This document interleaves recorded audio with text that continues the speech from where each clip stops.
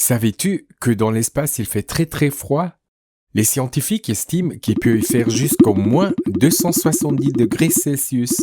Pourtant, la température moyenne sur la Terre est de 15 degrés Celsius.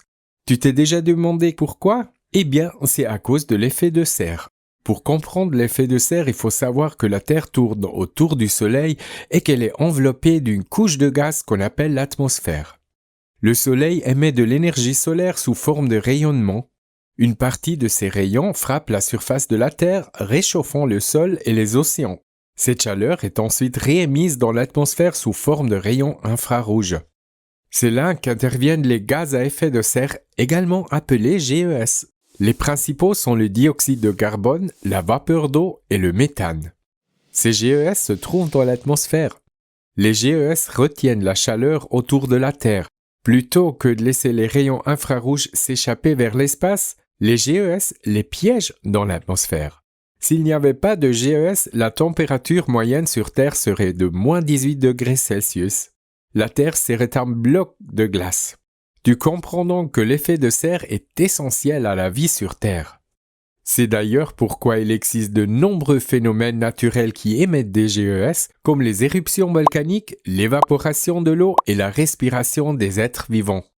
Mais aujourd'hui, certaines activités de la vie quotidienne émettent des GES.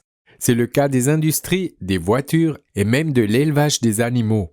Ces activités ajoutent encore plus de GES dans l'atmosphère et plus de GES signifie plus de chaleur, ce qui entraîne une augmentation de la température et une détérioration du climat. Comparant les GES à ton manteau d'hiver, lorsqu'il fait très froid, tu dois t'habiller chaudement pour sortir jouer dehors. C'est un peu la même chose pour la Terre. Elle a besoin de son manteau de GES pour se tenir au chaud dans le froid de l'espace. Mais si tu ajoutes tes vêtements, tu finiras par avoir trop chaud. Ton corps va se dérégler et tu te sentiras mal. Tu auras peut-être des vertiges ou mal au cœur. C'est la même chose pour la Terre. Quand il y a trop de GES dans l'atmosphère, cela augmente la température et lorsqu'il fait trop chaud, le climat de la Terre se dérègle. Un peu comme ton corps, ces dérèglements causent une augmentation des phénomènes climatiques extrêmes comme les inondations et les ouragans. C'est ce qu'on appelle les changements climatiques. Sais-tu comment ces dérèglements affectent ta région? À ton tour d'enquêter.